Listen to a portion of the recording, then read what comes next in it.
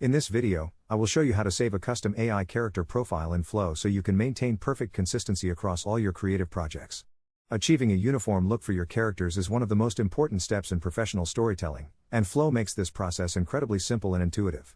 To get started, look at the left sidebar of your interface and locate the character tool icon, which looks like a small person silhouette.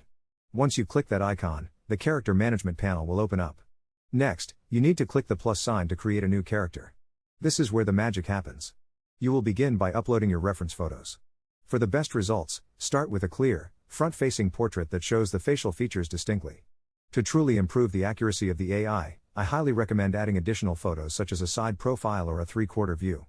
Providing these different angles helps the system understand the three-dimensional structure of your character, leading to much better generation results in various poses and scenes. After your photos are uploaded, simply type in a name for your character in the text field and hit the Save button. Now your custom identity is stored and ready to be used whenever you need it. This simple setup ensures that your protagonist looks the same in every frame you generate. Thank you so much for watching this tutorial. I hope this helps you bring your creative visions to life with more precision.